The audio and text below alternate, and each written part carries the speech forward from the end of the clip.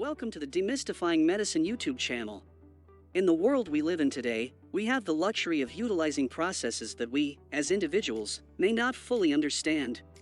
Take the concept of electricity for instance. When most people think of electricity, they often think of things like electronic appliances and light switches. They often neglect its presence and flow within our bodies. The electrical currents flowing through our nervous system are what gives us our ability to move, think, and communicate. These currents are also what determine how we feel, in terms of both pain and emotion. Because the human experience is built upon the flow of electricity within our bodies, research regarding the controlling of these currents is becoming more intriguing in the scientific world. We are seeing this firsthand in the growth of the field of neuromodulation. Neuromodulation is the targeted delivery of a stimulus to different neurological sites in the body. One of the most prominent neuromodulation therapies is deep brain stimulation, which is often abbreviated as DBS. A neurosurgical procedure by nature, DBS has revolutionized the way scientists approach the management of complex conditions, like Parkinson's disease. DBS initially started off as an endeavor to treat Parkinson's, an age-associated degenerative disorder of the brain. The first clear identification of Parkinson's dates back to 1817. Parkinson's has affected millions of people, severely hampering their quality of life. In the 1940s and 1950s, scientists learned through observations that when blood flow was restricted from certain parts of the brain, some symptoms of Parkinson's, like tremors, would significantly decrease. As such, neurosurgeons started performing lesioning surgeries, where they would create a hole or opening through different parts of the brain to improve overall brain function for patients. Lesioning surgeries became the standard of care for patients with Parkinson's. In the 1960s, a new medication called levocarb was released. Since levocarb was a less intrusive way to treat Parkinson's, it quickly gained popularity. Over time, however, researchers found that the drug wasn't a miracle cure and had its limitations. Levocarb did not actually slow down the disease, but rather just treated its immediate symptoms. As such, in the 80s, lesioning surgeries started seeing a comeback. In 1982, two Swiss neurosurgeons, Siegfried and Lipitz, did a modified version of lesioning surgery, where they simulated a part of a patient's brain using an electrical current. They noticed that some symptoms of Parkinson's, like tremors, disappeared. The surgical intervention that they did, which would later be recognized as DBS, started picking up steam as a viable alternative to traditional lesioning surgery, as it didn't require a permanent alteration of brain tissue. DBS is a form of surgery that can be used to enhance the outcomes for a variety of medical conditions impacting the brain, such as movement-related disorders. DBS involves implanting electrodes which electrically stimulate deeper regions of the brain that are involved in a specific medical condition to help improve neuronal functioning. The procedure of DBS can be broken down into 3 stages. The first stage involves attaching a device called a head frame to a patient's head in order to stabilize the skull and administer local anesthesia. The surgeons then take an MRI and CT scan of the patient's brain, which are used as directions for placing the electrodes. In the second stage, a neurosurgeon drills holes at specific regions of a patient's head.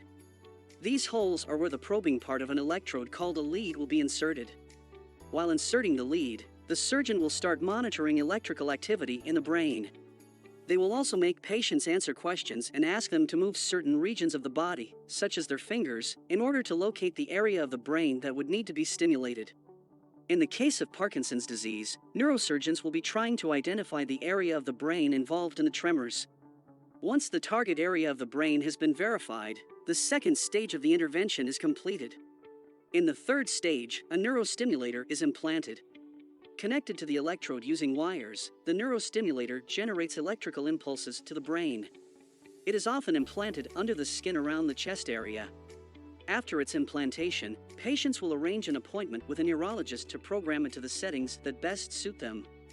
Over the next few months, more appointments will be made to analyze any progress as well as to make changes. These changes can vary from modifying the number of electrical impulses sent to the targeted region of the brain to altering the intensity of the charges. As mentioned before, DBS is considered to be the clinical standard of care for some movement disorders, like Parkinson's disease. Let's break down what Parkinson's is for a second. Parkinson's is caused by a loss of cells in the part of the brain known as the substantia nigra. This brain region produces a chemical known as dopamine. In our body, dopamine acts as a messenger between the brain and nervous system to help coordinate how the body moves. When these cells get damaged, the amount of dopamine in the body is reduced. This means that the part of the brain that controls movement cannot function normally. This results in the well-known symptoms of Parkinson's, such as tremors, slowness of movement, as well as rigidity. Having Parkinson's also impacts the individual's quality of life and poses non-motor symptoms such as disrupted sleep, cognitive issues, and trouble with eating and swallowing.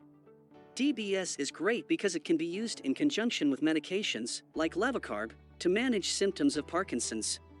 While the neurostimulator used in DBS needs to be replaced every 3 to 5 years, there is a rechargeable alternative that lasts longer but requires regular recharging. However, DBS does come with its flaws. Firstly, it doesn't help alleviate non-motor symptoms like cognition and fatigue. Although motor symptoms get better, the non-motor symptoms still negatively affect the quality of life of the patient. Although not conclusive, research shows that DBS may even worsen some behavioral symptoms like depression. Since the whole process is very resource-intensive, it has been limited to countries with high incomes. Patients are denied DBS if there is an increased risk of surgery complications or if they experience significantly more non-motor symptoms.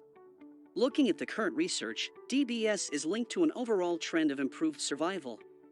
This improvement in survival is often linked with the enhanced motor performance that patients that underwent DBS received. DBS has shown the ability to increase mobility as well as improve swallowing and respiratory functions in patients.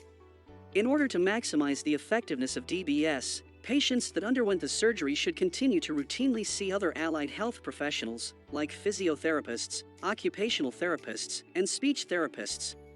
As we learn more about the brain's neural circuit and the dysfunctions that lead to neurological and psychiatric illnesses, the amount of innovations in DBS hardware design and simulation techniques keep growing.